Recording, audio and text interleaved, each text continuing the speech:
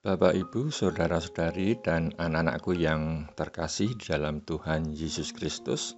Salam, selamat pagi, selamat berjumpa kembali dengan program Satu Hati, Sapaan Tuhan tiap pagi dari GKJ Condong Catur yang pagi ini masuk pada edisi Selasa 22 November 2022.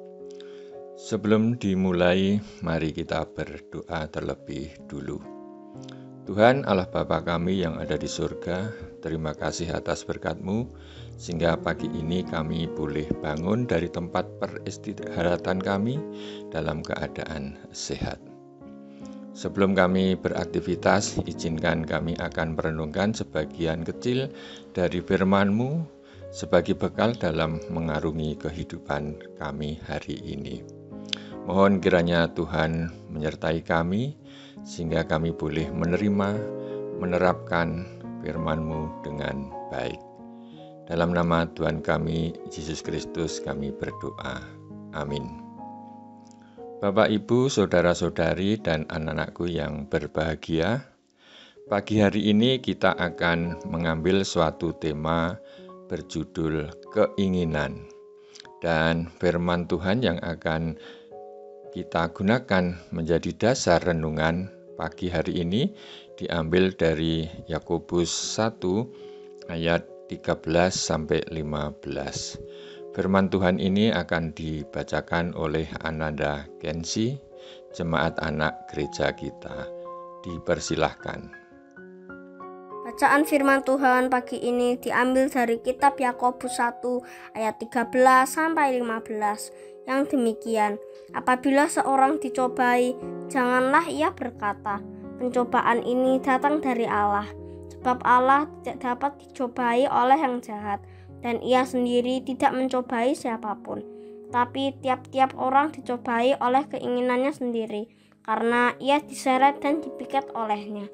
Dan apabila keinginan itu telah dibuahi, ia melahirkan dosa. Dan apabila dosa itu sudah matang, ia melahirkan maut. Demikian firman Tuhan.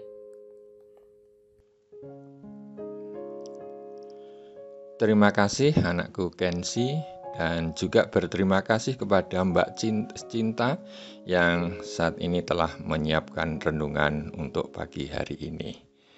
Bapak, Ibu, saudara-saudari, dan anak-anakku yang terkasih, kita semua meyakini bahwa manusia diciptakan Tuhan sempurna adanya. Mengapa demikian? Secara fisik memang memiliki kelemahan. Burung saja dapat terbang tinggi, manusia tidak. Ikan dapat berenang dan menyelam di air berlama-lama, kita tidak.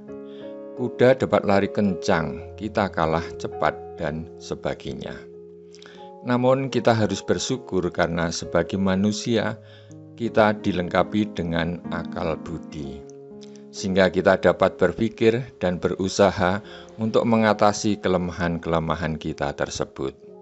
Untuk itu manusia kemudian berkreasi dan berinovasi untuk menutupi dan untuk menyelesaikan permasalahan dalam kehidupan kita, sehingga kekurangan kita dapat tertutupi.